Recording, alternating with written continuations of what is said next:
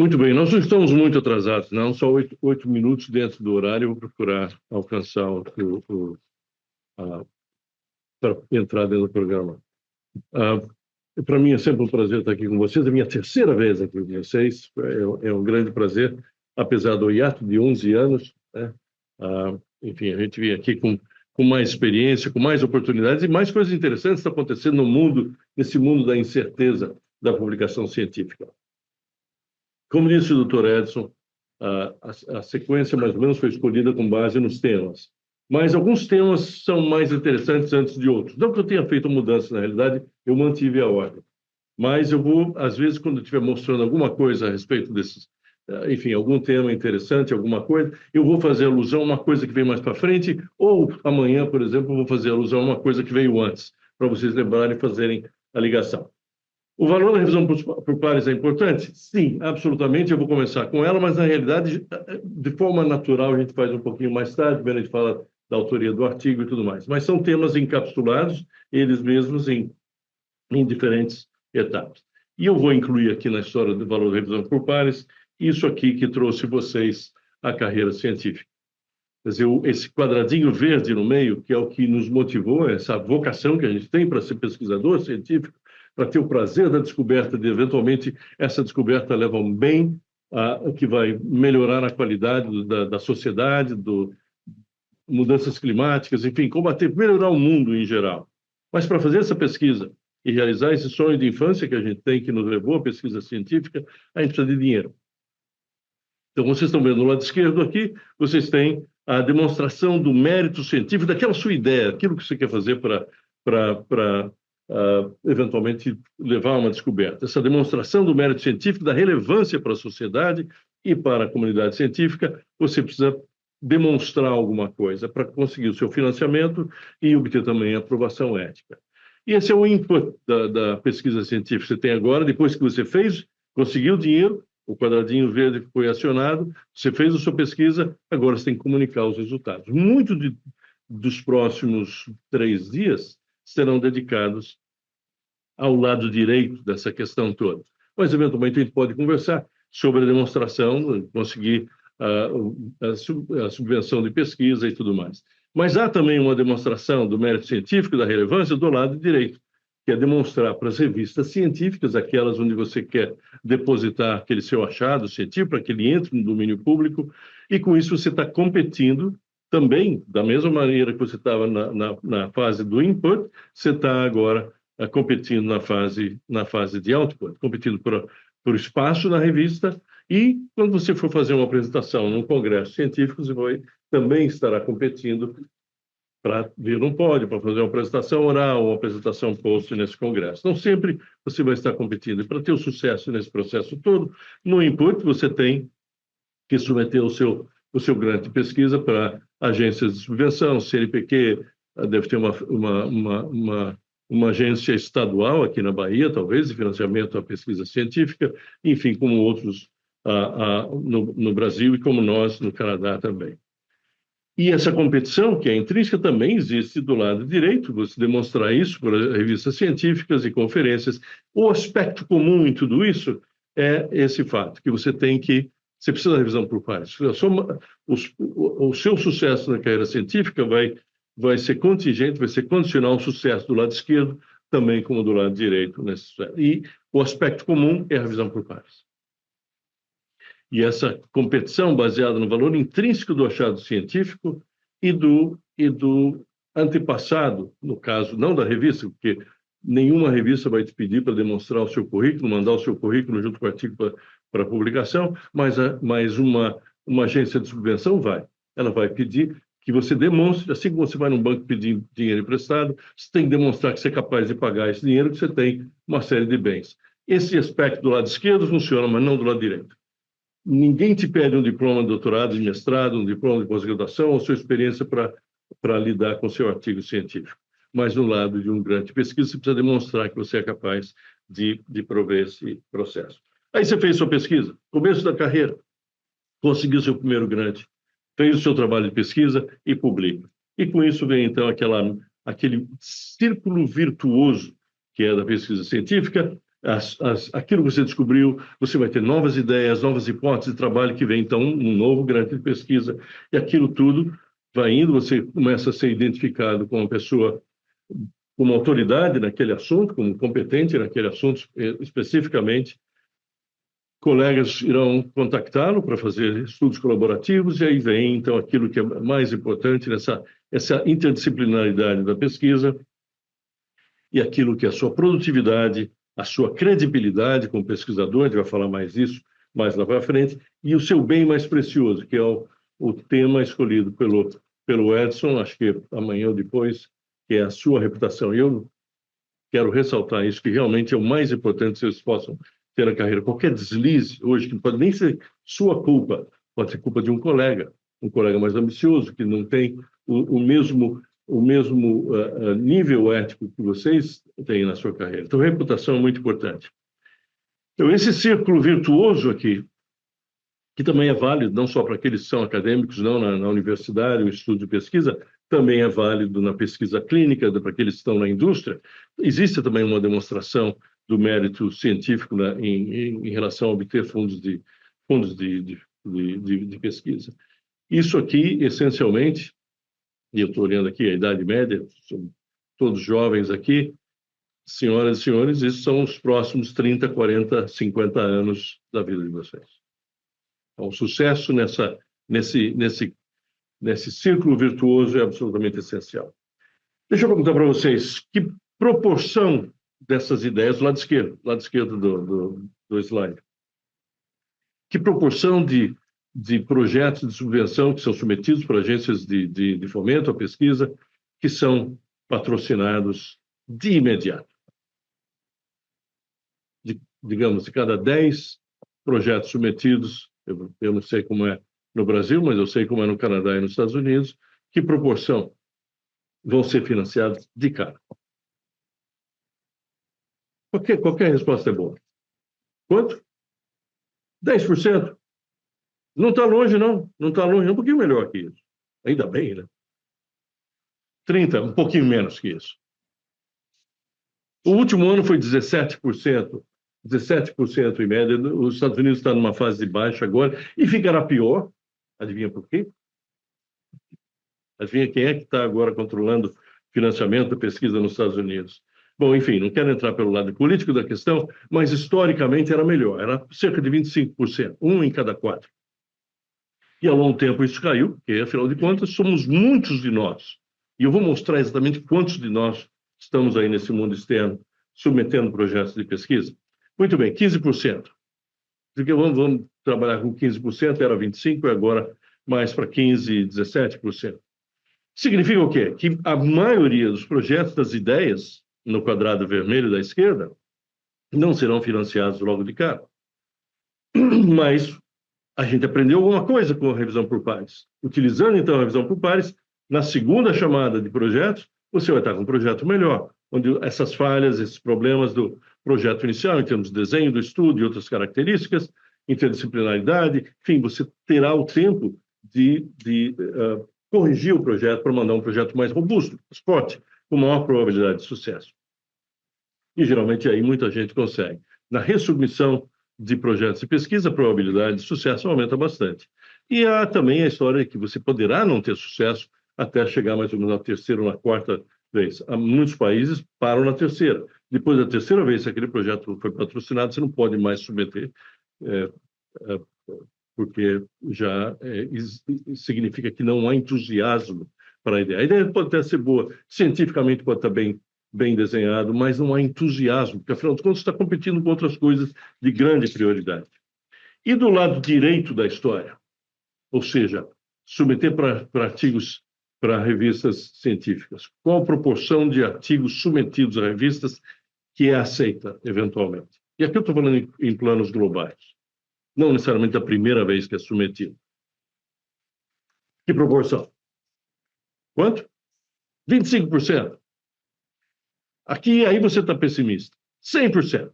Não há falta de revista no mundo. É muita revista. Você pode não ser aceita na primeira, pode não ser aceita na segunda, mas, eventualmente, o seu trabalho científico vai ser aceito em algum lugar. Muito do que a gente vai conversar aqui é exatamente nessa hierarquia de submissão de artigos em revista científica. Quer dizer, você tem uma alta probabilidade de sucesso no output, uma pequena probabilidade de sucesso no começo. Quer dizer, isso tudo vai determinar o seu sucesso na carreira. E a hierarquia dessas revistas, a gente vai falar sobre essa hierarquização, da importância das revistas, fator de impacto e outras coisas, apesar de não ter um tema específico sobre fator de impacto, talvez alguns de nós eu vou mencionar mais lá para frente. Mas é importante, esse talvez seja o slide mais importante de todas as 9 falas que eu tenho nesse curso. É muito importante entender o valor intrínseco da revisão por pares aqui. E é para ser assim? Por que tem que ter essa competição tão intensa dentro da carreira científica? Afinal de contas, isso não é democracia, é meritocracia. Existe um processo de seleção natural na carreira científica, aqueles que eventualmente não logram sucesso, não vão ter oportunidade. O número de vagas para professor assistente nas universidades é tão real aqui como é real também no Canadá, nos Estados Unidos ou na Europa. São poucas. As vagas para pesquisa existe muita competição em relação a isso. Então, a competição é parte do processo de trazer as ciências, as descobertas científicas para beneficiar a sociedade em geral. E as 2 perguntas que eu fiz para vocês, agora há pouco vocês já me responderam, e a gente pode debater. A importância de ter sucesso na revisão por pares em relação a isso. E o que é a revisão por pares nesse processo todo? Serve para priorizar, tanto para financiamento como para publicação, as melhores e mais úteis ideias e achados científicos, para premiar a criatividade e a produtividade, para identificar falhas, custos excessivos, no caso de um grant de pesquisa, falta de pertinência, para dar aos autores a oportunidade de melhorar os seus projetos, um grant, um projeto de pesquisa, ou o seu trabalho científico. É um filtro, para filtrar o que é irrelevante, o que é ciência ruim, e para aumentar, melhorar essa relação sinal-ruído em relação à pesquisa, informação científica que existe lá. Se tudo fosse publicado, se tudo viesse à luz do dia e fosse financiado, iria ter muito ruído, muita coisa que seria não de má qualidade, mas não de relevância para a ciência. Aquilo tudo acaba diluindo o sinal que nós temos lá. Revisão por pares tem sido vilificado ao longo dos anos. Olha aqui, por exemplo, o que escreveu o Richard Horton, que foi o editor do Lancet na época, no ano 2000. Richard Horton escreveu isso daqui, é um parágrafo muito bem escrito. E eu convido vocês, depois que acabar tudo isso, vocês terão cópia dos slides. Olha o que ele escreveu. The mistake, of course, o erro, é claro, foi ter considerado revisão por pares ser mais do que uma maneira bruta de se descobrir a aceitabilidade, não a validade, de um novo achado científico. Editores e cientistas insistem na importância essencial da revisão por pares. De fato, a gente insiste nisso. A gente identifica a revisão por pares ao público como um processo quase sagrado, que ajuda a fazer a ciência a forma mais objetiva de contar, de demonstrar a verdade. Mas a gente sabe, no fundo, que o sistema de revisão por pares é enviesado, não é justo, não existe accountability, não existe maneira de se verificar, de se validar, é incompleto, fácil de ser consertado, frequentemente insulta quem recebe, ocasionalmente é maluco, errado, doido, e frequentemente errado. Isso vem de uma pessoa cuja responsabilidade principal é gerir para uma revista de tão importância como é o Lancet, que hoje em dia não é nem mais uma revista, é um grupo de revistas dentro da grife Lancet, que na realidade traz bastante prestígio para a revista. E é uma pessoa que é o gatekeeper, que é a pessoa que, na realidade, decide o que vai ser publicado. Olha esse outro, por exemplo. Drummond Rennie, que na época, era o Deputy Editor do Journal of the American Medical Association. Também uma revista de muito prestígio, também uma grife, uma marca, que tem um grupo de revistas dentro dela. E esse não é um parágrafo. Isso é uma única oração, é uma única sentença, longa, mas não há uma palavra fora do lugar aqui. Eu não vou ler tudo para vocês, que eu até perco, porque como não tem pontuação, não tem ponto, você acaba perdendo a respiração. Mas eu convido vocês para olhar. Mas olha, é muito mais crítico, muito mais feroz do que a crítica que fez Richard Horton. Portanto, não é perfeito. Nós estamos dentro de um sistema que reflete nós mesmos. Mas a qualidade da revisão por pares, esses erros todos, essas falhas todas que existem, sabendo que não é um sistema perfeito, no entanto, a gente continuamos convencidos de que a forma ideal existe desde 1650. Já estamos com mais de 3 séculos exatamente do mesmo modelo de publicação científica. Mais lá para frente eu vou mostrar para vocês a história da publicação científica. Ciência não tem preconceito, mas cientistas frequentemente têm. Quer dizer, não é que o problema do processo científico está errado. O problema somos nós mesmos. Quer dizer, quanto mais generosos nós seremos em escrever aquilo, uma crítica construtiva para aquilo que a gente acabou de ler, e nós somos protegidos pelo anonimato ao fazer uma revisão científica, frequentemente, daqui a pouco eu falo sobre os modelos de revisão por pares, mas o processo pode não tá errado, mas nós trazemos a esse processo as nossas ambições, os nossos preconceitos, nossa percepção daquele achado de antemão está errado, sem dar uma chance a quem está escrevendo aquele projeto ou escrevendo aquele artigo do benefício da dúvida. E isso é importante levar em conta. Sir Winston Churchill, em 1947, disse isso a respeito da democracia. A pior forma de governo, exceto para todas as outras formas que já foram tentadas de tempos em tempos. De fato, é como a democracia. E eu queria estabelecer esse paralelo, e eu escrevi isso há um tempo atrás. A revisão por pares é o pior processo de se descobrir, de se selecionar achados científicos, exceto por todos os outros processos que já foram tentados. Parafraseando Winston Churchill, que eu ousei fazer isso, mas eu quero estabelecer aqui para vocês essa analogia. A gente sabe que democracia é importante, a gente sabe que a gente sofre para burro com democracia. Deus do céu, aqui nesse Brasil a gente sofre muito com democracia, não sofremos? E essa realidade, essa polarização, essa expressão coletiva que nós temos, cada cabeça sendo uma sentença, na realidade reflete em larga monta também no aspecto científico. Há diferenças de opiniões, diferenças de crenças sobre o que é plausível biologicamente ou clinicamente, e no final isso tudo acaba sendo um processo também democrático. Isso foi escreveu Bertolt Brecht. A meta da ciência não é abrir a porta para a sabedoria infinita, mas dar um limite para o erro infinito. Também é uma coisa bastante apropriada, porque a gente tenha como mote para aquilo tudo que a gente vai discutir aqui. Vamos passar para o aspecto prático da questão aqui. O que é a revisão por pares? Como é que a gente pratica a revisão por pares? E aqui, de certa forma, essa tabela mostra as perspectivas da revisão por pares. A perspectiva pelo lado do autor, e desculpe que os diapositivos são todos em inglês, mas, afinal de contas, muitas coisas que eu estou comunicando aqui para vocês é exatamente vai ser mecanístico em relação a publicar em revistas em inglês sendo a língua franca da comunicação científica. Mas este curso tem a vantagem de dar para vocês também, como, por exemplo, a Isabel vai mencionar mais lá para frente, a importância de comunicar os seus achados científicos para leigos, para a imprensa, para as redes sociais, e trazendo ao público aqueles achados que são tecnicamente complexos e facilitar a compreensão deles. Aqui eu estou falando mais sobre o aspecto técnico, científico dos artigos. Há vários modelos. O modelo single blind, modelo... Vocês vão ter que me ajudar com isso. Monocego, o modelo monocego da revisão por pares, depois teve o duplo cego da revisão por pares, modelo aberto e o modelo atual que está começando agora.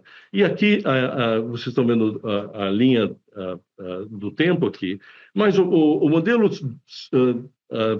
monocego, single blind, ele é single blind porque os autores não sabem a identidade dos revisores. Os revisores estão protegidos pelo anonimato e os revisores sabem quem são os autores do artigo científico. E há uma terceira coluna aqui em relação à revisão por pares, em relação ao momento da publicação. Ou seja, a revisão por pares é feita antes de que o artigo venha à luz do dia. Esse modelo existe desde o começo da era da publicação científica, com a inauguração, o início dos primeiras revistas, Transactions of the Royal Society de Londres, e nos anos 1600 e alguma coisa. Ou Journal de Savane, em Paris, que também mais ou menos essa época. Esse é o começo da investigação científica, a revisão por pares passou a ser utilizado pouco tempo após isso. O modelo duplo cego é um modelo que vem trazer uma certa justiça em relação ao processo. Ora, se os autores não podem saber a identidade dos revisores, também os revisores não deverão saber a identidade dos autores. Vocês estão entendendo mais ou menos a beleza ética disso tudo? Estou vendo um monte de cabeças aqui concordando com esse fato. Ora, isso é melhor. Isso começou mais ou menos no começo da década de 90, esse duplo cego, modelo duplo cego. E, na realidade, saúde pública foi uma das pioneiras em relação a isso. Revistas de epidemiologia, a revista, muitos de vocês são epidemiologistas aqui, são numa entidade que se destaca na saúde pública. Epidemiology, a revista Azul Epidemiology, que foi editada, o editor inicial, Ken Rothman, ele que iniciou dentro da saúde pública o uso do duplo cego. Mas tem uma série de inconvenientes em relação a isso. Para a revista é muito complicado, porque você tem que mascarar a identidade dos autores. Vocês acham que isso é possível? É fácil de ser feito? Como é que você vai mascarar a identidade dos autores para os revisores? Se é, por exemplo, um estudo como o Elsa Brasil, vocês viram aqui está mencionado, não tem como esconder o estudo Elsa Brasil num artigo. Você pode mascarar, tirar a primeira página dos autores, você fazer um redacting, colocar em preto, em negrito e suprimir o texto, mas no final não há como apagar, porque na área de saúde pública, na área clínica, muitos ensaios clínicos, por exemplo, são enormes, com muitos autores, e não há como você mascarar dentro do texto o que é feito, porque você tem que citar também a si próprio como autor, você tem que citar estudos preliminares que foram feitos. Então, esse é o desafio principal do modelo duplo cego, apesar de que ele traz justeza. Então, eu estou mostrando aqui para vocês um dos inconvenientes. E aí vem o terceiro modelo. Muito bem, se não dá para cegar, então vamos abrir de uma vez. Ou seja, permite a identidade ser conhecida para os dois lados da questão. Ora, aí não tem problema nenhum, certo? Pelo menos teoricamente. Você não precisa mascarar o artigo, você não precisa se preocupar. Mas há algum inconveniente em não mascarar a identidade dos revisores? Deixar em aberto? Se você vai revisar um artigo, você vai escrever uma crítica a respeito daquele artigo científico. Existe algum inconveniente ou problema em não mascarar, em deixar a identidade do revisor conhecida ao autor? O que vocês acham? Sim, o quê? Compromete a imparcialidade, porque você vai ser o quê? Se você é um revisor, põe isso na posição do revisor. Você está escrevendo uma revisão sobre um artigo que o Dr. Edson Moreira escreveu. Você acha que você vai ser mais crítica ou menos crítica? Ou vai tomar muito cuidado, vai ser extremamente diplomática no que você vai escrever.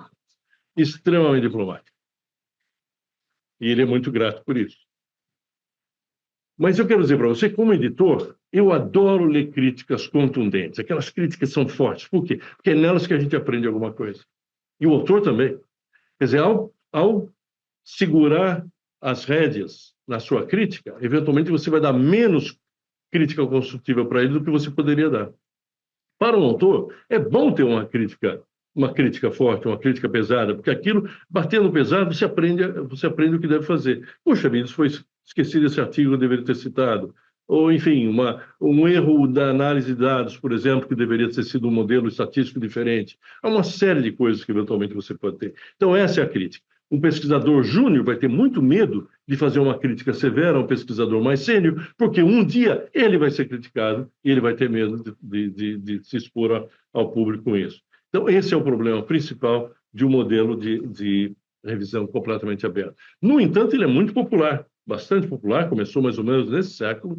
A Biomed Central, que é uma grande casa editora, que foi comprada pela Springer, que também comprou Macmillan, que era proprietária da revista Nature, outra grife importante dentro da pesquisa científica. O Nature Springer comprou o Biomed Central, que é uma enorme coleção de revistas de acesso aberto que impõe o modelo aberto de revisão por pares. Mas aqueles que não se sentem bem, até tem um questionário, quando você recebe um convite de uma revista do Biomed Central para ser revisor, eles perguntam: você se sente bem nessa posição? Que você pode dizer não. Algumas revistas dão a opção de você estar mascarado ou não em relação a isso. Até o presente momento, esses três modelos são em relação à publicação, a revisão por pares é antes da publicação, antes de trazer à luz do dia o que eles acharam.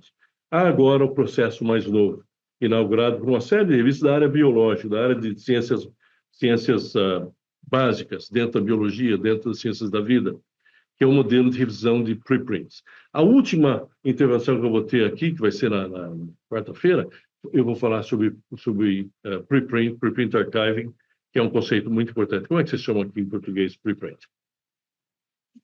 Preprint, bem. Adoro os neologismos, os anglicismos. Facilitam minha vida enormemente. Então, os preprints, e há uma série de repositórios de preprints, eu vou mostrar para vocês na quarta-feira. Essa é uma nova versão. Muitas revistas estão se especializando, inclusive eLife. Vocês já ouviram falar de eLife? Gente, quem está na saúde pública geralmente não ouviu sobre eLife. eLife é mais sobre carreira básica, pesquisa básica em geral. Mas a revisão por pares vem depois do preprint estar ao público. Então, são revistas, não são revistas mais, são órgãos de revisão de artigos que já estão depositados no domínio público. Afinal de contas, os preprints são disponíveis já, e a pandemia deu aos repositórios de preprints essa importância muito grande. E até eu recomendo, hoje em dia, um hábito frequente, você, antes de submeter para a revista, você deposita o seu preprint no repositório. Muitas universidades têm o seu próprio repositório, ou outros, medRxiv, bioRxiv, e que o seu material, você acaba defendendo a primazia da descoberta ao registrar, porque há uma data e há uma hora quando aquele seu preprint foi depositado dentro do repositório, e aí você está defendido. Ou seja, se o artigo pode demorar 1 ano para ser publicado, mas a data e a hora está marcada da sua descoberta em público. E algumas agências, algumas instituições, como a eLife, como a ASAP Bio, que é a American Society of, eu não me lembro agora, de Biologia Celular, tem esse programa de fazer revisão de preprints. Ou seja, os preprints já estão lá. Não tem que ficar preocupado em publicar ou não publicar, o preprint já está ali. Então, adiciona-se, agrega-se ao valor daquele achado científico, agrega-se as críticas. E o que é interessante para muita gente, quer dizer, você não só tem a vantagem de ler um artigo científico, mas você pega ao lado, você lê a crítica aberta por outras pessoas, que vão dizer: esse achado é realmente fundamental, é um achado importante, ou é um achado, quer dizer, fundamental é um adjetivo bastante forte, ou seja, se é uma coisa fundamental, de importância fundamental, você vai querer ler. Se é uma coisa importante, você vai pensar 2 vezes antes de ler. Aí é um outro qualificador em relação à validade, em relação à força da evidência. Então, a combinação entre o qualificador da importância e o qualificador da força da evidência, tendo em conta esses 2 adjetivos, o seu interesse, então, vai ser de ler ou não aquele artigo. Então, senhoras e senhores, está aí. Aquilo que a gente tem que lidar no dia a dia da vida da gente, e vocês, na experiência de vocês como autores, devem já ter experimentado, pelo menos com um desses 3 modelos de revisão por pares. Tudo bem? Perguntas? Enfim, podemos fazer de forma interativa aqui. Questões? Vocês estão vendo o favorito de vocês aí ou não? Deixa eu fazer uma tomada. Quem vota para monocego? 1, 2, 3. Eu pessoalmente gosto do monocego. Me dá muito menos trabalho como editor. Quem gosta do duplo cego? Opa, olha só. Edson, você não pode votar 2 vezes.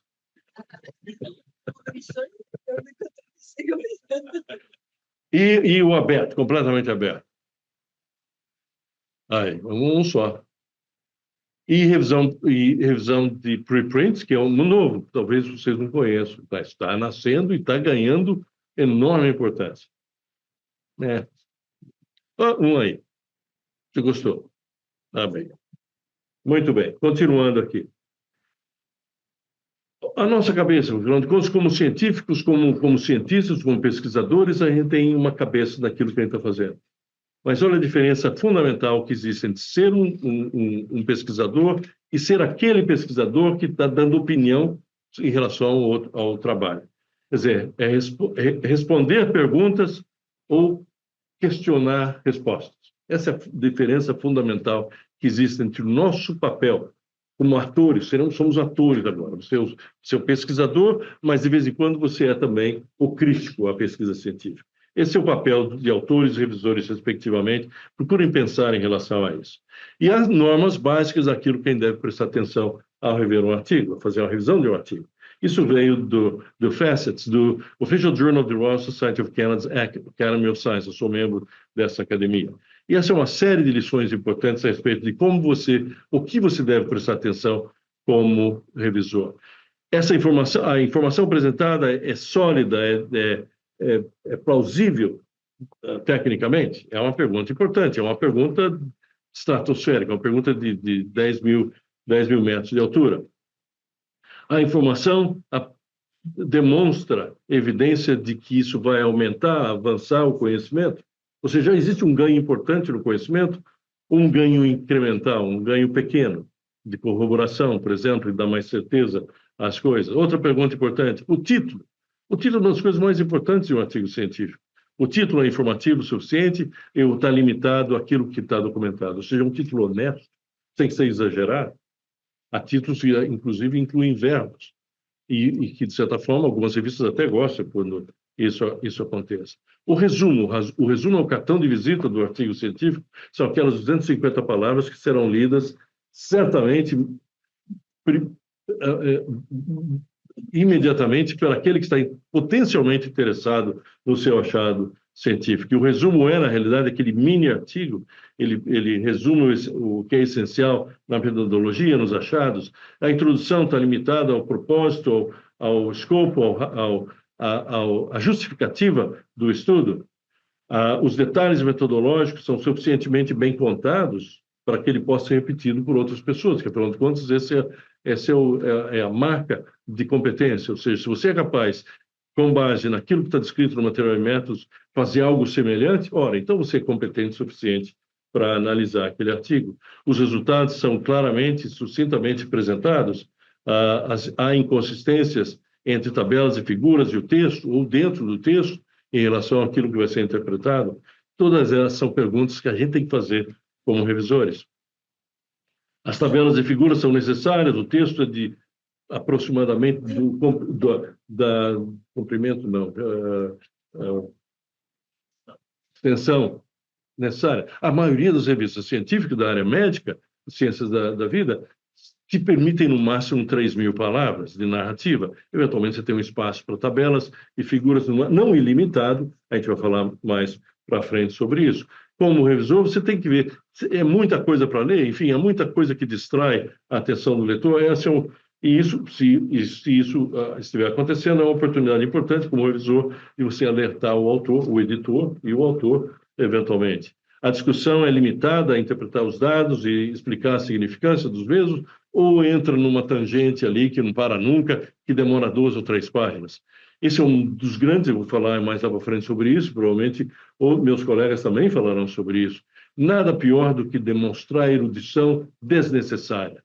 Quer dizer, sempre a explicação mais simples é a melhor explicação para qualquer achado científico do que uma explicação mirabolante complexa.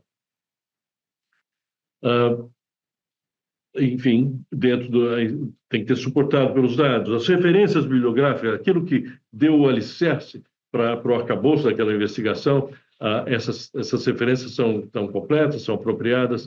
Há erros e técnicas. Como é que eu estou no tempo aqui? Tá? É difícil julgar, porque eu estou olhando aqui, eu não sei se eu estou chegando no final, né? Porque eu fiz o arcevado, usando uma palavra bonita que a gente falou ontem, Isabel. um coacervado de 9 falas diferentes num único PowerPoint. Então, eu estou olhando aqui, eu estou no slide 10 e 298, o que não me inspira muito, que eu estou chegando no final, certo? Mas isso nós estamos falando, calma aí, gente, isso são 298 por 9 falas em 3 dias. Então, eu não sei se eu estou chegando no fim dessa primeira sessão, que é a do Revisão por Pares, mas espero que esteja. Eu acho que eu estou. Muito bem, há erros de técnica, cálculo, interpretação, apresentação, o estilo, todas essas coisas são parte da sua jurisdição como revisão, como revisor por pares. O manuscrito relata dados ou conclusões que já estão publicados ou estão possivelmente em press, ou seja, a duplicação científica é um erro ético importante. Você não pode submeter o mesmo artigo científico para mais de uma revista. Você pode submeter o mesmo resumo para diferentes congressos, não tem problema, porque de forma preliminar, mas não um artigo científico.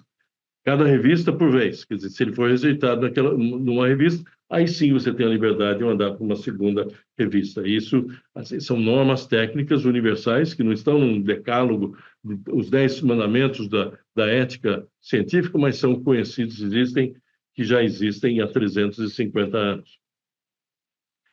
E os autores descreveram enfim, as diretrizes, as balizas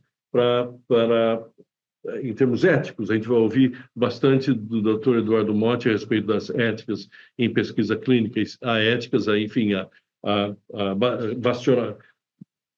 balizamentos éticos importantes em diferentes disciplinas da pesquisa. Então, esse é um checklist, que seria aquilo que seria bom ter em mente em relação à sua obrigação como revisor. E não é um trabalho simples. Você vai passar horas lendo um artigo científico. Possivelmente você não passe horas lendo um artigo científico, você vai passar coletivamente ao ler o artigo e escrever ao mesmo tempo, abrir o arquivo Word do lado e o arquivo PDF do artigo científico do lado. Você vai passar um bocado de tempo, algumas horas, ou uma manhã inteira, ou uma manhã mais uma tarde, ou uma tarde inteira, enfim. São horas e horas. Se você pensar nessas horas e horas do seu dia a dia como seu salário, pega o seu salário, divide pelo número de horas que você trabalha.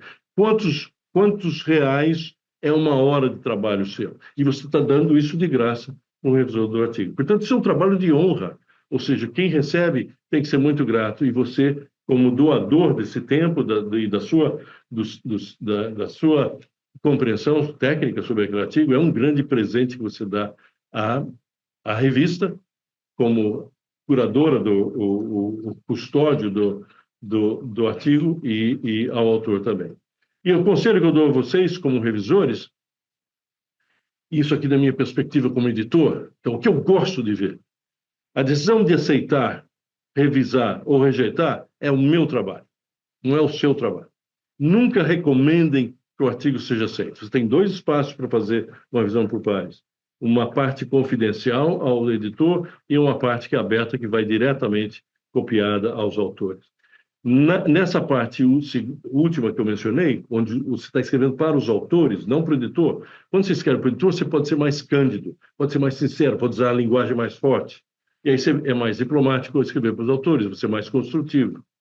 Mas ali não é o lugar de você recomendar que o artigo seja aceito ou seja rejeitado. Essa recomendação você faça na parte confidencial ao editor. Existe sempre o risco, por que não fazer isso? Porque aí você manda, e se o editor decidir não seguir a sua recomendação, aí o autor vai ler aquela sentença que você escreveu ali, recomendando ser aceito o artigo, existe um risco muito grande que o autor vai apelar e vai escrever do autor e dizer, mas como? O revisor disse até que estava tudo redondinho e agora está rejeitando meu trabalho. Ora, o que o autor não sabe é que existem as notas mais cândidas, e há também outros revisores, que afinal de contas, outros revisores podem ter discordado daquilo que um revisor pode ter dito. Frequentemente, os editores editam um comentário como esse, deletando aquela sentença inteira onde você, como revisor, recomendou que o artigo seja rejeitado ou aceitado. Mas, às vezes, a gente escapa a alguma coisa e a gente não tem a oportunidade de fazer isso. Manuscritos são documentos privilegiados, são confidenciais, então você não tem o direito de compartilhar isso com ninguém, a não ser que você tenha permissão específica do editor. Por exemplo, naquilo que eu até recomendo a vocês, compartilhar o artigo, o trabalho de revisão, com um estudante, com um estudante, um pós-doutorado, e para que ele aprenda também como é o processo de crítica científica. E isso vale para artigos científicos, não para grandes de pesquisa, que não deverá compartilhar, porque existe uma proteção à propriedade intelectual do projeto. Seja generoso em prover conselho científico e dê detalhes suficientes para que o autor possa revisar o artigo. Seja educado e construtivo na sua crítica, e não tem nenhum problema você cumprimentar o autor por ter feito um bom trabalho, até bonitinho, e, enfim, a cortesia toda. E isso é uma coisa que acontece com frequência. O revisor fica tão entusiasmado com o artigo que ele quer que você faça um outro artigo, mais experimentos, mais análise de dados e tudo mais. Contém o seu entusiasmo. Esse é o bebê do autor, não é o seu bebê. Então, deixa que o autor cuide disso daí. Não peça para o autor escrever um artigo que não é aquele que o autor queria escrever. Contenha o seu entusiasmo em relação a isso. E não faça demandas que não sejam razoáveis. E, enfim, se você acha que a falta de alguma coisa é fatal para a qualidade do artigo, para aquela revista, diga isso ao editor, mas não judie, não torture o coitado do autor, que vai ter que fazer múltiplas revisões, e no final ainda corre o risco de ser rejeitado. E quando isso acontece, não é bonitinho. Então, os seus comentários mais cândidos, mais sinceros, mais contundentes, aqueles que são mais ríspidos, dá para o editor. O editor quer saber daquilo, quer saber a sua reação, a sua linguagem de corpo em relação a ter entendido aquele artigo, mas confidencialmente. Não peça para o autor citar os seus próprios artigos, a não ser que seja casualmente o fato de que aquele autor realmente perdeu alguma descoberta fundamental, que coincidentemente é sua, e aí você então tem que gentilmente lembrar ao autor que alguma coisa tinha feito. O que acontece com frequência, não tanto na área do câncer, quando eu estava na Preventive Medicine, durante 10 anos, mais de 25 mil decisões de artigos científicos. E uma boa proporção são revisores que querem ser citados. Leve em conta que o editor está prestando atenção nessa conversa, porque quando o revisor escreve um comentário a respeito de que o autor perdeu, não citou um, dois ou três diferentes, e eu estou vendo quem que é o autor, se eu sei a identidade do revisor, certo? Então eu sei exatamente se o revisor é um autor daquilo que está sendo... E aí eu vou olhar, e eu vou prestar muita atenção na resposta, porque na revisão, quando o artigo vem ressubmetido, tem dois componentes, tem um artigo revisado, marcado, identificado, as partes que mudaram, mais uma resposta às revisões. Isso é um texto longo, onde cada crítica, cada elemento da crítica é copiado, ipsiliter, exatamente como o revisor escreveu, e abaixo a resposta, mas o que você fez em relação àquilo. O editor presta atenção na sua resposta, na sua reação a uma solicitação do revisor, se você fez, incorporou ou não. E eu quero ver uma briga ali. Eu quero ver se realmente, ao fazer o seu rebuttal, a sua resposta a essa crítica, você realmente acha que aquela sugestão do revisor é correta ou não. Ou se o revisor está sendo... Por quê? Porque eu vou score down, eu vou diminuir o meu score ao revisor, que é um revisor egoísta, que é um revisor vaidoso, que quer que os autores citem a si próprios. Possivelmente eu não vou convidar esse revisor de novo. Então, enfim, esse é um aspecto importante que leva em conta a sua diplomacia, em como é que você vai lidar com essa situação em citar sugestões dos revisores. Conte ao editor a sua limitação, se você não entende uma parte do artigo, porque você não tem competência naquela parte, frequentemente isso acontece em estudos multidisciplinares, admita isso ao editor, nunca dentro da parte que você está contando aos autores, porque afinal de contas isso pode também levar a uma apelação que vai tornar a história mais feia. E se você acha que o artigo deve ser rejeitado, dê ao autor sugestões para que ele ou ela possa reorientar a sua pesquisa, mas a sua recomendação de rejeição vai apenas para o editor. E se você for reavaliar o artigo, ele foi, voltou e o editor convidou para ele ser reavaliado, ele voltou para você. Não comece uma discussão que acaba porque se o autor recusou-se a implementar uma recomendação sua, não começa uma briga com o autor. Enfim, entenda que se isso, na realidade, a justificativa do autor é boa, então, enfim, vai prevalecer aquilo que o autor quis, o editor, na realidade, vai ser o juiz dessa sentença no final. E não se preocupe em formatar. Pode criticar, enfim, o inglês, conta se é uma crítica ao inglês, a qualidade da narrativa, conta para o editor, não conta para o autor. Se há, enfim, não comece uma crítica, por exemplo, dizendo que a introdução é muito longa. Tudo bem, pode dizer que a introdução é muito longa, mas dizer, por exemplo, que o artigo não segue as normas bibliográficas da revista, não é problema seu. Isso é problema do editor e da equipe de produção do artigo. A revista vai lidar com tudo isso. Muito bem, eu quero mostrar algumas estatísticas a respeito de que isso tudo, com todo esse zelo, toda essa dedicação que revisores fazem, no final muita coisa passa. Isso foi é uma estatística de erros que são identificáveis, são termos particularmente de estatística. Esse é um artigo feito, publicado há um tempo atrás, não 2024, ano passado. Casual Influence in Public Health. Saúde pública, não saúde pública, e inferência casual, não causal. What a rise in common spelling errors says about the state of research culture. Então, mostra que muita coisa passa, né? Quer dizer, não é só revisão por pares, mas eu, como editor, a minha revista por trás da revista tem um publisher, que no meu caso é a Oxford University Press, que tem a obrigação de corrigir esses erros de escrita. Nem todos os editores do Word, enfim, dos editores disponíveis para a gente, pegam tudo. Então, um erro frequente em inglês é a troca das duas vogais. Causal para casual. Uma coisa não tem nada a ver com a outra. Na realidade, são até opostos, né? Ou saúde pública, e perder o L na história ali fica feia a coisa. Então, olha o aumento no número de erros, e eu vou mostrar para vocês que erros que são esses, de 1970 a 2023, mostrando isso são erros por 10 mil artigos, não é porque está aumentando, e somente resumos, hein? Não estão nem olhando dentro do artigo. Isso os autores fizeram. Então, o total está crescendo de forma exponencial, o que é triste para alguém como eu, que edito a revista, eu tenho que defender uma indústria toda de publicação científica, na realidade, muita coisa passa. E quais são as coisas que passam? Aí são os diferentes erros que vocês estão vendo. Por exemplo, risk ratio, e põe o N no final. Risk ratio. Esse é um erro que era comum no passado e diminuiu e agora está voltando. Para screening, rastreamento, também. Esse até diminuiu há longo tempo, mas está começando a subir agora.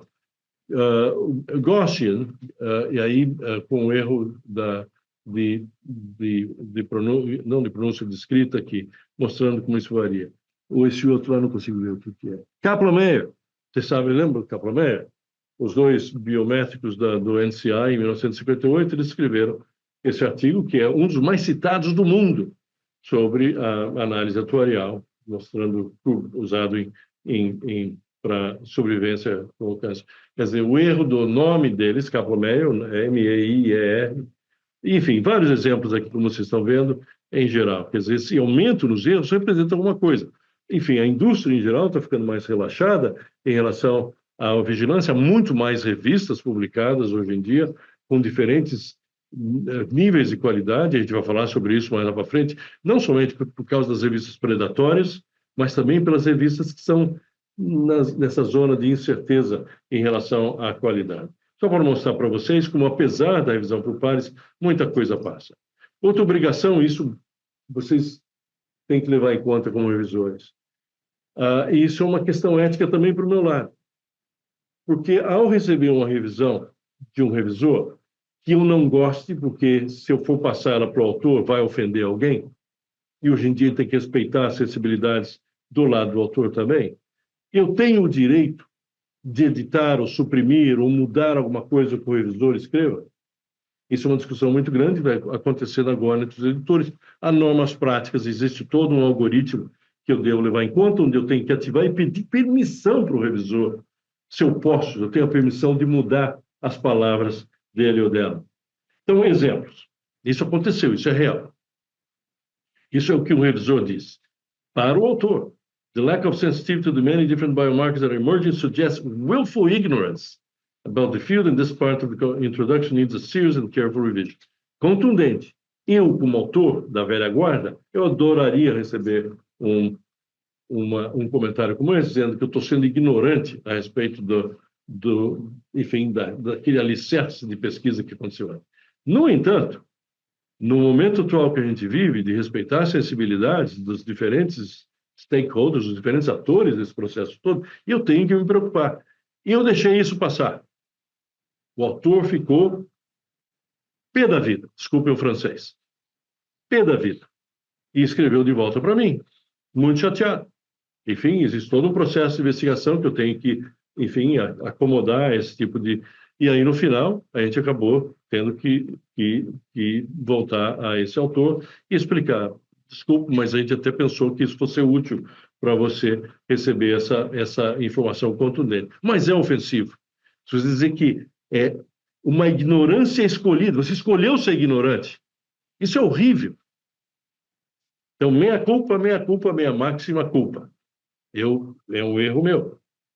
Por exemplo, while I'm not a huge fan of the probe design because it's very restrictive, it does provide some guidelines that could be used to organize the work that has been done. Ora, isso mostra o bias, o viés do revisor, que tem uma certa preferência. Quer dizer, não é obrigação, não é da alçada desse revisor ficar se metendo em contar do viés para o autor. Esse não é tão grave como é o anterior, mas é, no entanto, algo que necessita. Olha esse outro, então. Esse revisor fez uma checagem para plágio do artigo. E hoje em dia é fácil você fazer isso, você pode ir no Authenticate, muitas universidades dão para os funcionários uma subscription para o Authenticate. E esse revisor escreveu assim, o nível de plágio é 20%, que é acima do nível aceitável. Para começar, que não tem nenhum nível aceitável. O artigo tem que ser examinado, sentença a sentença, quer dizer, não é um score que vai dar tudo isso. Ora, essa é uma sentença que você tem que suprimir completamente e não contar para o autor. Tenho eu o direito de suprimir isso? Muito bem, a gente está nesse momento numa grande discussão dentro do International Committee for Journal Editors e dentro do COPE, COPE, Committee on Publication Ethics, sobre como a gente deve reagir como editores em relação a esse direito que a gente tem ou não de suprimir essas informações. Esse outro exemplo. If the authors perform, aí uma descrição de um experimento, then the work could be published. Não é o problema do revisor dizer isso. O revisor não é um mentor do autor. Ele está fazendo um trabalho de ajuda, tem que ser crítica construtiva, mas está aí um exemplo de declaração que é completamente errada e que, portanto, deve ser suprimida. Mas a realidade é que, se isso tudo é bem feito, e se nós, como científicos, exercemos o nosso trabalho da mesma forma, usando aquela máxima que a gente sempre usa quando a gente está ensinando a criança ou adolescente na escola para não ser bullying, para não bullying outros, não faça aos outros aquilo que você não quer que seja feito a si próprio. Mas essa é uma máxima de sabedoria que vale aqui mais do que nunca. Ou seja, você quer dar para aqueles aquilo que você gostaria de receber. Revisores populares que foram bem escolhidos, que be highly knowledgeable sobre o material do estudo. Então, isso é a meta importante. A nossa obrigação é um dever cívico. Assim como votar é um dever cívico, também é um dever cívico que nós temos de dar de volta para a nossa comunidade científica, fazendo boas revisões por pares. E há outras aqui que eu quero deixar aqui e termino a minha parte. Enfim, essas pérolas de sabedoria que são aplicáveis. E eu sou muito fã do Carl Sagan, que é um físico, morreu já há anos atrás, mas um grande divulgador da pesquisa científica para o público, algo que a Isabel vai estar falando aqui para a gente. Carl Sagan tinha essas pérolas do que ele falou. No coração da ciência, existe um equilíbrio essencial entre duas atitudes aparentemente contraditórias. Uma abertura a novas ideias, independentemente de quão bizarras ou contraintuitivas elas sejam, e o mais ruthless, o mais sem implacável, muito obrigado, e o mais implacável e ceticismo, escrutínio de todas as ideias, sejam elas velhas ou novas. Essa é a forma que grandes verdades profundas são separadas das asneiras maiores. Isso foi dito por Carl Sagan, que também disse isso. Também mostrando esse nosso equilíbrio como cientistas. Muita abertura, muita receptividade, e você acaba aceitando todas as noções, ideias e hipóteses. O que é equivalente a saber nada. Se você for muito cético, por outro lado, especialmente rejeição de novas ideias antes que elas sejam adequadamente testadas, e você será, então, portanto, não somente desagradavelmente enfesado, grumpy, enfesado, mas também fechado, com a sua cabeça fechada para o avanço da ciência. É uma mistura das duas coisas que você precisa. E é isso bem capturado por Carl Sagan há uns anos atrás. Muito bem, eu estou chegando no final, prometo para vocês. Porque, enfim, a gente começou com 9 minutinhos mais atrasado. Isso tudo que vocês estão fazendo, eu mencionei para vocês, façam por brincadeira, calculem quanto do salário de vocês é um preço de uma revisão por pares que vocês estão mandando para a revista. E vocês não estão recebendo nada, certo? No entanto, serão premiados por isso, porque, afinal de contas, faz parte da sua carreira científica.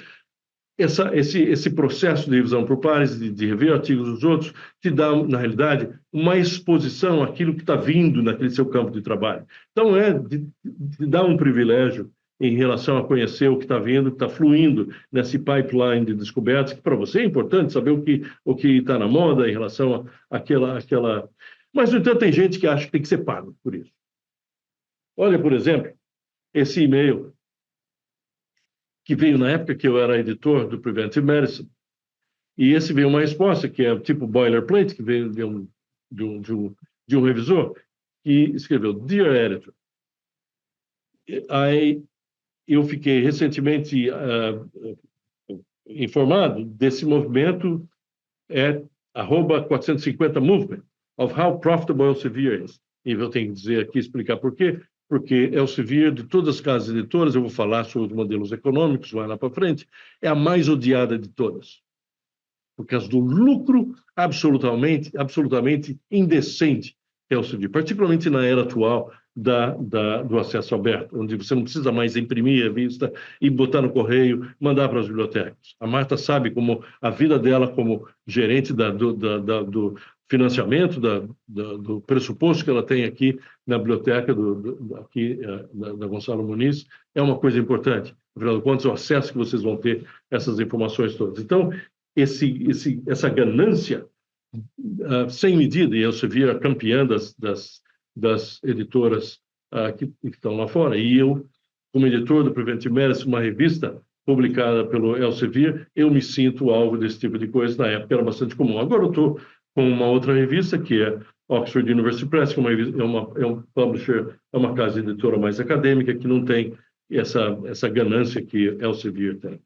Muito bem. E esse revisor ficou sabendo que how profitable Elsevier is, 30% de margem de lucro. Depois a gente vai visitar isso com vocês, vai lá para frente. Em contraste, pesquisadores de início de carreira, como eu, estão tendo dificuldades de trabalho, condições precárias de trabalho. É, portanto, imperativo e justo que eu seja pago por esse trabalho especializado. Eu e outros estamos nos juntando ao 450 Movement, que será cobrar $450 americanos, ou o seu equivalente, para fazer revisões para revistas de lucro, com finalidade lucrativa.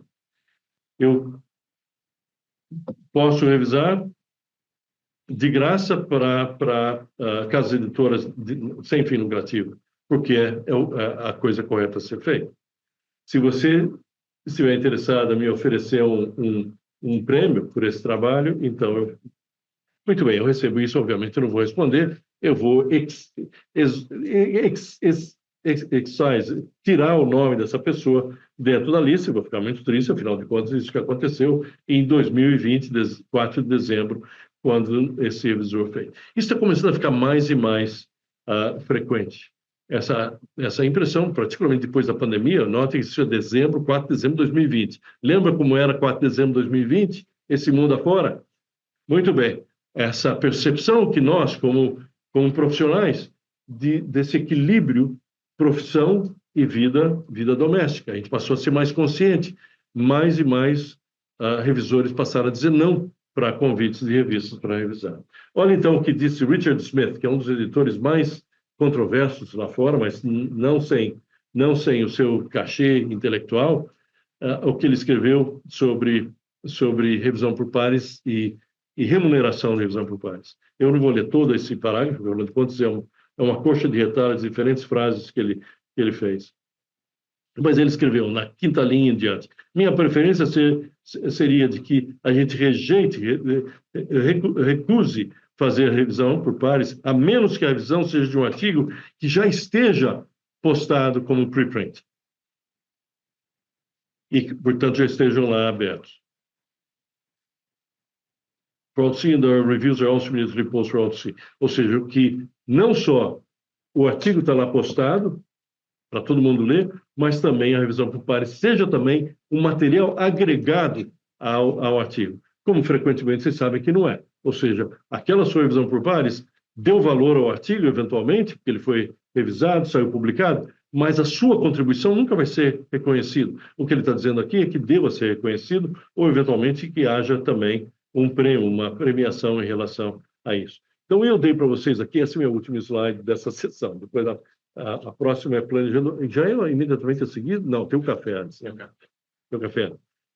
Eu vou voltar a esse mesmo conceito da revisão por pares frequentemente nos próximos 3 dias, com diferentes ângulos da questão, mas mostrando o que é importante para que a gente entenda é que há uma incerteza muito grande. Esse momento que estamos vivendo agora, 2025, 25 anos após a mudança do século, na mudança do século, todo o modelo de publicação científica passou a ser questionado, mudado. O modelo de acesso aberto começou exatamente no ano 2000.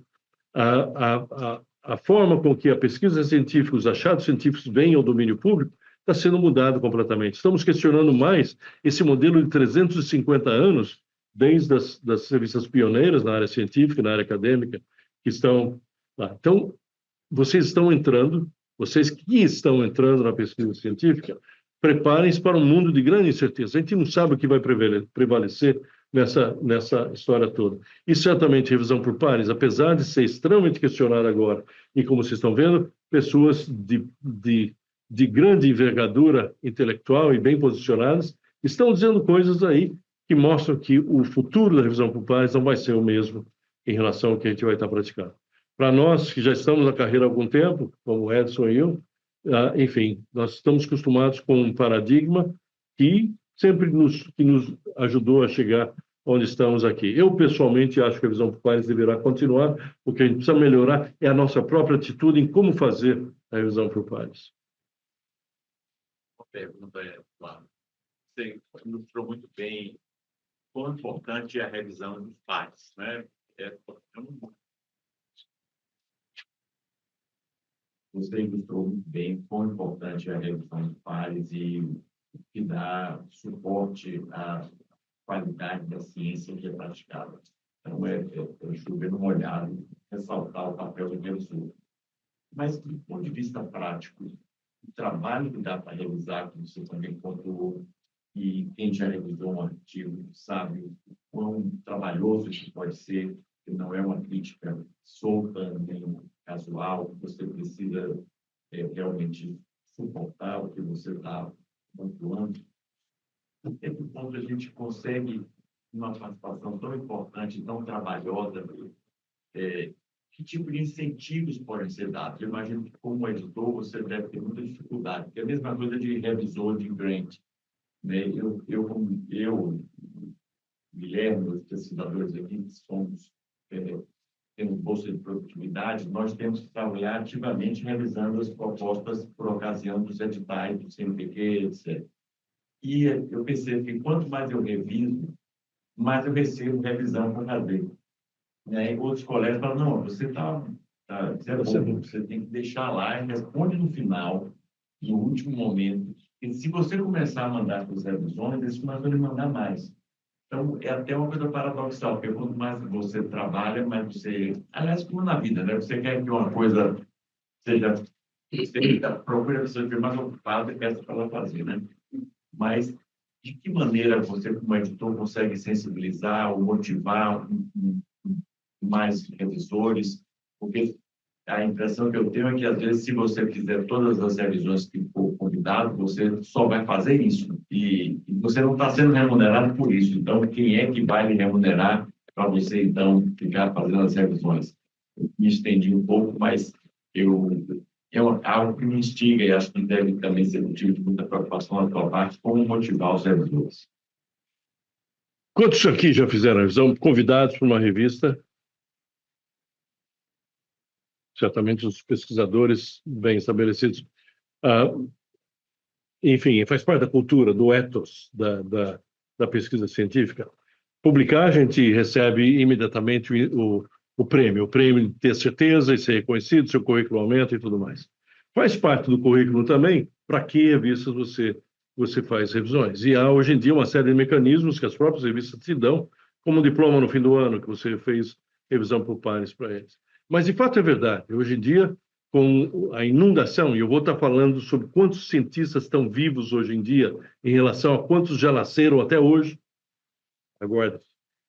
Para vocês terem uma ideia da competição, como ela é terrível, é que há muitas revistas também.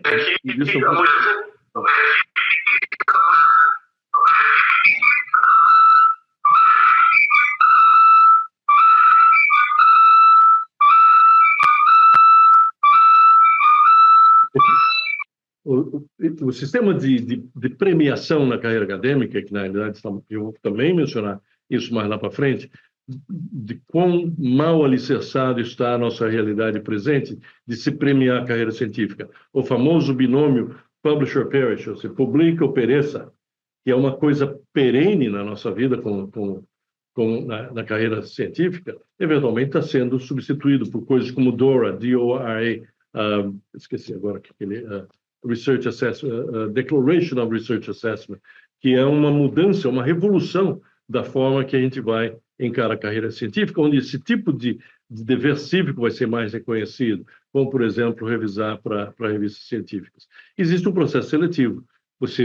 Eventualmente, você não vai revisar para aqueles artigos que não houve um bom match, bom empareamento entre aquilo que foi solicitado de você, e certamente você falar não para esses convites. Isso ajuda a revista também a entender melhor qual que é o ecossistema de especialidade, de disciplinas que você pode utilizar para aqueles revisores. Isso varia também com o prestígio da revista. Você possivelmente não vai falar não para um convite do Lancet sobre um estudo importante sobre HPV, que é uma coisa que você entende muito bem, e revisar para o Lancet, apesar de darem só 5 dias para você revisar, você vai pensar, puxa vida, eu vou revisar, porque afinal de contas eu leio, quem sabe eu tenho a oportunidade de escrever um editorial, quem sabe o editor me convida para escrever um editorial baseado nessa crítica que eu fiz, e no final você se percebe que existe, dentro dessa hierarquia, todas as revistas, algumas que você terá uma tendência a favorecer. Ou a revista que você não conhece, você não vai falar, por que eu vou revisar uma revista que eu não conheço, que eu não sei nem se é predatória, ou se é uma revista que tem um comportamento ruim, face a ser muito liberal, aceitar coisas de má qualidade. Então, esse tipo de mercado de ideias, que sempre existiu, será que ele vai continuar existindo? Será que no futuro haverão revistas? Até isso está sendo questionado. Eu vou falar sobre os modelos econômicos lá. Quando eu era editor do Preventive Medicine, uma revista com fator de impacto 5, eu tinha pouca dificuldade. Digamos que eu teria meus editores associados tinham que convidar 10 para 5 aceitar. Ou seja, 50% dos revisores convidados, metade deles aceitaram. Com o JNCI, bom, deixa eu ir para uma pior. Quer dizer, a gente lançou a Preventive Medicine Reports, eu vou falar para vocês sobre o que é uma revista derivada de uma revista principal, que utiliza o modelo de acesso aberto, mas dentro do conceito de Sound Science, que começou em 2000 também. falar sobre o modelo econômico nessa época. Quando lançamos o Preventive Medicine Report, uma revista não apreciada, as pessoas não percebiam como sendo uma revista importante. Então, eu tinha que convidar 20 para segurar 3. Ou seja, a proporção era muito menor, porque as pessoas não conhecem a revista e não querem aceitar. Aí veio a pandemia, que tornou a coisa muito pior. No entanto, agora eu estou com o JNCI, uma revista de fator de impacto 10, uma das revistas mais reconhecidas dentro do campo da oncologia. Quem o convida, aceita. Não tem quem rejeita. Por quê? Porque as pessoas querem contribuir para aquela comunidade científica que eles conhecem e percebem como sendo de boa qualidade. Isso é justo? Ora, não é justo. Né? Não é justo porque cria-se essa ideologia de boutique, de marca. Quer dizer, hoje em dia, minha esposa, que é um Louis Vuitton, ela estava querendo argumentar comigo, Ferragamo, uma marca boa, né? Ferragamo. Antes de chegar aqui, ela queria que eu comprasse uma bolsa Ferragamo, e eu estou de castigo, porque eu não quis pagar $1.500 por uma bolsa Ferragamo. Então, é a mesma coisa, esse mesmo conceito de grife, de marca, de brand reputation, reputação da marca, acaba sendo utilizada. Então, o Lancet lançou uma meia dúzia de outras revistas a partir de 2000, hoje em dia tem mais de 20 revistas, cujo fator de impacto já ficou estratosférico ao nascer, por causa do brand recognition, ou seja, não é porque o seu artigo é bom, porque ele foi dentro de um veículo que é respeitado internacionalmente. Há muita gente, eu incluído, que acha que esse sistema não tem como vencer para sempre, né? E tem que haver alguma coisa que redirecione esse processo todo, particularmente em relação à invasão barbárica dessas revistas predatórias, dessas revistas gananciosas, como eu vou mencionar aqui para ser provocador para vocês, uma casa editora chamada MDPI. Já ouviram falar? Já publicaram alguma revista? Ou Frontiers? Muito bem, essas não são predatórias, mas são gananciosas e são horríveis em termos da qualidade. Enfim, como é que vai ser o futuro da revisão Compliance? Eu não dei a resposta à sua pergunta, enfim, mais ou menos diretamente. Mas faz parte do nosso dia a dia. Aquele meu slide com o círculo virtuoso, vocês estão no centro dele, mas também estão na parte superior do slide, ou seja, naquele processo todo. Quer dizer, para vencer na carreira científica, você acaba, quanto mais sucesso, mais trabalho você vai ter. Mesma coisa acontece com a publicação científica. Quando você chega no nível de um Edson Moreira e publica o que ele publica, é reconhecido internacionalmente dentro do campo da investigação do HPV, do câncer de colo de útero, câncer anal e tudo mais, ele vai receber convites para revisar. Ele tem um dever cívico que ele recebeu da comunidade para chegar nesse ponto na carreira dele, ou como eu, em larga monta também, pela minha investigação ao câncer, existe um certo dever cívico que você tem de dar de volta à sociedade. Omitir-se a isso é errado. Quer dizer, você recebeu e não está dando de volta. Mas, ao mesmo tempo, eu ressinto do fato de que eu vou estar dando de volta, de certa forma, dentro do sistema econômico calcado em um modelo, de certa forma, vergonhoso. Por que vergonhoso? Aguardem quando eu falar sobre modelos econômicos. Oi, Marta. Você gosta do MDPI, do Frontiers? Não?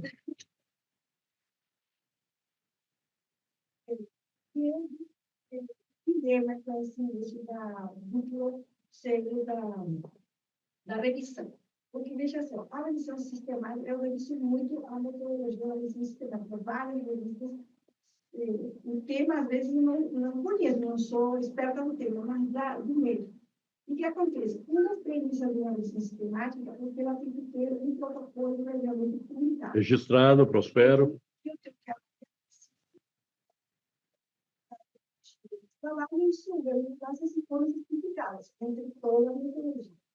E acaba que eu vejo os autores, não tem como, porque o protocolo está publicado, entendeu? Então, não existe a revista é de você, mas eu acabo não sabendo quem são. Aí eu fico naquela coisa, eu não vou nem olhar. Ou então eu digo, não vou olhar quem são, porque o nome não vai me dizer nada, quem é esse, né? Um grande, então, eu não, trato de não ver, mas eu faço isso por própria iniciativa, porque não tenho uma orientação para isso. Não, e se eu puder te sossegar, não precisa se preocupar tanto com isso, porque, afinal de contas, a história do duplo cego foi para trazer uma certa justiça em relação à identidade, né? Mas, no fundo, a decisão sobre se o artigo vai ser publicado ou não é do revisor. É de quem? E o editor sabe a identidade de todo mundo? Sabe. Não tem como esconder do editor. É proibido esconder do editor. Você não pode mandar um artigo anônimo para uma revista científica. O editor tem que conhecer todos os lados, todos os nomes, todo mundo que está envolvido nesse processo todo. Então, não há essa preocupação. Quer dizer, o fato de você tentar suprimir um viés psicológico que você tem, combater a si próprio, no fim você vai sofrer mais do que...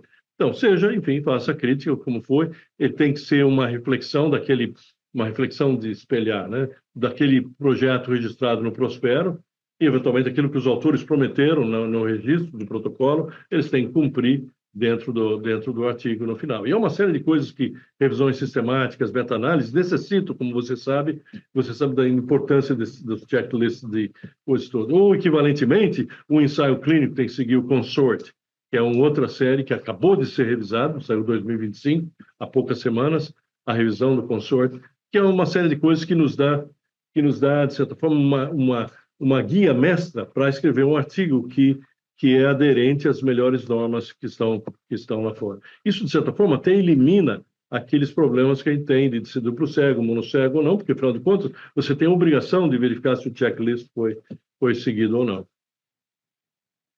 E revisões são revistas gostam de revisões sistemáticas sobre temas interessantes, porque elas são muito citadas.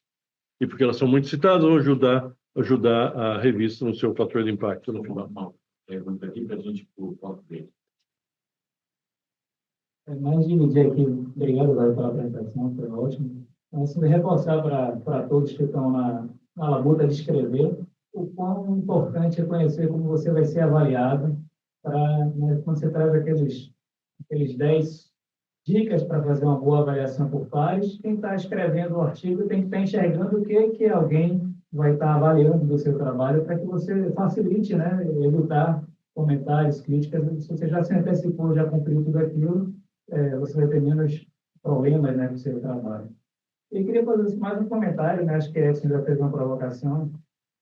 A gente vive uma realidade de trabalho de rotina, de orientação, escrever os nossos artigos, tocar projetos, e a quantidade de convites que chegam para a revisão realmente é algo assim, né, impressionante, né, com o número de revistas. E, claro, a gente tem alguns critérios para escolher, isso está muito dentro de minha área, é uma revista que tem uma reputação maior, mas realmente é difícil, né, como é que a gente lida nesse cenário, porque no momento que você dedica um tempo a isso, talvez o seu próprio trabalho que vai esperar um pouco mais para ser submetido, porque você não está trabalhando nele, está trabalhando no de alguém. Então, eu acho, né, e fui editor associado da Pós Negócio Efetivado pelo Juiz por um período de 10 anos, e percebi, né, um período final, já era muito mais difícil encontrar revisores do que quando eu comecei como editor associado. E eu também percebo que eu nego muito mais hoje. O seu próprio comportamento. Né? Então, assim, como é que a gente vai avançar esse sistema, né, um pouco do que vocês já estão discutindo? E não sei se é viável, por mais seja a melhor forma do que está disponível, se esse sistema se sustenta por um período muito longo, né? Muito bom, importante o seu primeiro ponto, a respeito do lembrete de aquela série, são 14 ou 15 itens como revisor, do seu comportamento, daqueles itens que você tem que fazer como revisor, também serve como excelente lembrete de como autores, o tipo de coisa tem que ser respondido no artigo. Obrigado por ter lembrado esse aspecto. Enfim, o sistema está mudando, né? Aquilo que eu mencionei, nós estamos numa área de grande incerteza, o número de revistas aumentou muito, o Open Access, que é esse modelo, a gente vai falar muito sobre isso, o Open Access deu uma explosão de revistas, porque, afinal de contas, não mais uma revista tem que se vender a uma biblioteca com base em sua reputação, agora você vende com o autor o espaço na revista, com o artigo publicado, portanto, existe a recompensa imediata financeira para a revista, e com isso houve uma explosão de revistas lá fora, e com isso levando ao seu inbox, do seu correio eletrônico, todo dia tem um monte de convites nessa área. Quer dizer, no final, como é que as coisas... É assim como o mercado, como qualquer coisa no mercado. Você tem várias pessoas suplicando pelo seu serviço, se você não dá o serviço, eventualmente essas revistas não vão vender artigos, os artigos não vão ser, ou elas caem de qualidade, ficavam sendo predatórias, porque afinal de contas vão atrás do APC, do Article Processing Charge, que eles vão cobrar do artigo, mas como você disse não, você não vai revisar o artigo, quem sabe vai acabar indo para uma outra pessoa menos qualificada, em algum momento vai ser aceito, porque é do interesse da revista publicar aquele artigo. E, no final, a revista vai cair a reputação ou vai acabar falindo. Como você sabe, revistas hoje em dia, essas revistas predatórias, não são mais do que websites. Não existe mais o processo físico de produção da revista, a perpetuidade da revista em relação ao final. Então, o que vai acontecer? Não sei o que vai acontecer. O que estamos exatamente no momento que, aliás, eu tenho uma palestra que eu dou que chama o Wild West of Academic Publishing, a incerteza que existe atualmente, que começou exatamente há 25 anos, com a consequência não intencionada de uma coisa linda, que foi o movimento do acesso aberto, que democratizou o acesso à informação, mas criou uma série de maus atores lá fora. E atores que não são ruins, mas são incompetentes. E, ao entrar nessa área nossa de atividade científica, acabam afetando. Eu não sei, apesar de bem posicionado dentro da indústria de publicação acadêmica, o que eu vejo é uma enorme incerteza, há um debate enorme. Olha quão controverso é o que o Richard Smith, editor do BMJ Editor. O Guilherme, editor associado, que tem uma das atividades mais inglórias dentro de um corpo editorial, é aquela pessoa que tem que convencer, recebe o artigo do editor, o deputy editor, do editor em chefe, e que já existe um filtro inicial, que o artigo tem uma certa possibilidade de ser publicado pelo PLOS Neglected Path. Muito bem, então já houve um filtro inicial que chegou ao Associate Editor, que tem competência disciplinar, de subespecialidade. O editor principal acha que tem chance, que esse artigo tem chance de sobrevida e ser publicado.